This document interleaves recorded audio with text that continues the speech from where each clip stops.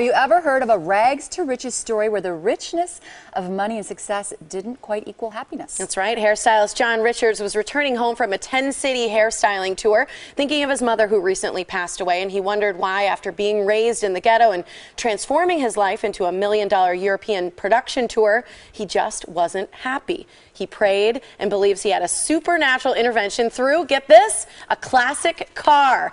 That 55 Chevy restoration led him to write, and this book, 0 to 55, is what he wrote. Here to tell us more about it is author, owner of his own hair salon, and my friend, it's Jon Richards. Thanks for coming. Hi, Denise. Nice to meet you. Good to see you. It's so you awesome came all the here. way from Minnesota. You wrote this book. Yes. And I've got to say that you are very good friends with my very good friend Nikki. Nikki, yes. Which is how I met you. Exactly. You've done her hair for years. Many.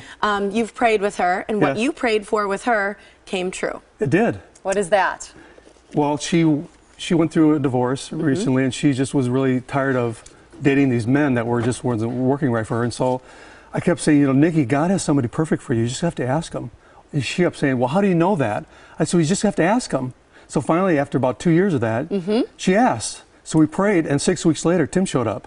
And he even said on that night, they told the story at the wedding, he even said the night he met her, he said, I'm going to marry her. I truly Yes. think The they're night he met soulmates. her. The night he Yes. met her. She didn't believe that right away. I mean, Correct. it wasn't, No, you no. know, in her mind, but no.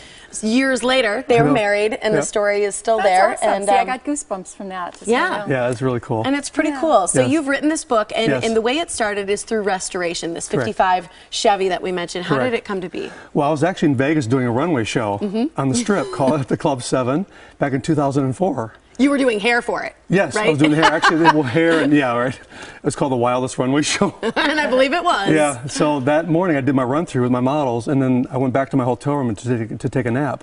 So I was really tired, so I woke up 4 hours later laughing.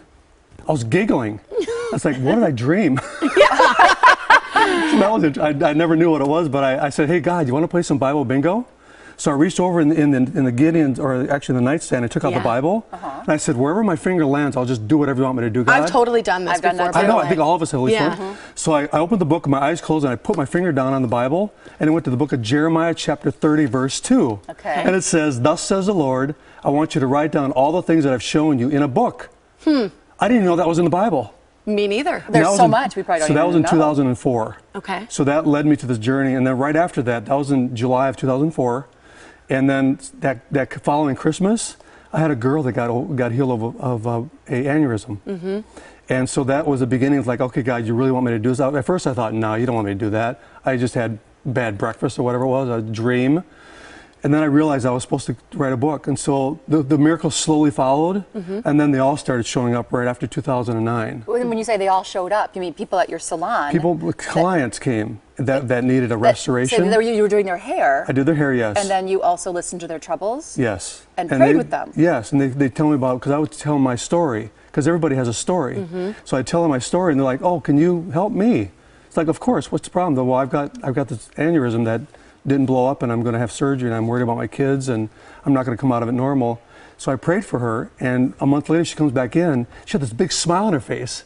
She's like, I said, you look like you swallowed the canary. It's like, what's going on? She goes, Jon, you should really think about changing careers. Like, why would I want to do that?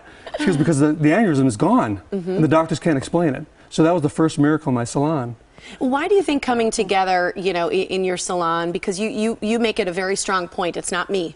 It's not me at all. No, it's God doing all this. It's the group of people coming together to believe in something and pray for it. Correct. And that's really, your book, 0 to 55, talks about your story, which you Yes. talk about in your salon with a lot of your clients and things like that. You grew up in a childhood with 16 kids? 16 siblings, including myself. In not the Wow. greatest area. No, actually it was in the ghetto in Yeah. St. Paul, Minnesota, right off of Selby and Dale, which is a really rough and tumble area.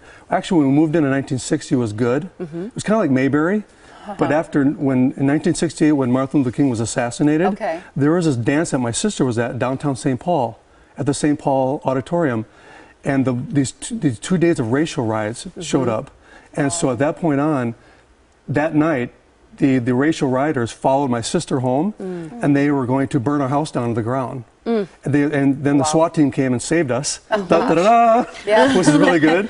And from that point on, it was hell on earth in our neighborhood. Yeah. And it was just bad. It was like Mississippi burning. And how all this abuse started coming along, being chased down and gang beaten and peed on and spit on, and Wow. there's so many things in the book that it's hard to explain all of it. But So I was a disaster. Yeah. And then I started bleeding. I had this bleeding and hemorrhaging for 40 years. Wow. And now it stopped by the grace of God.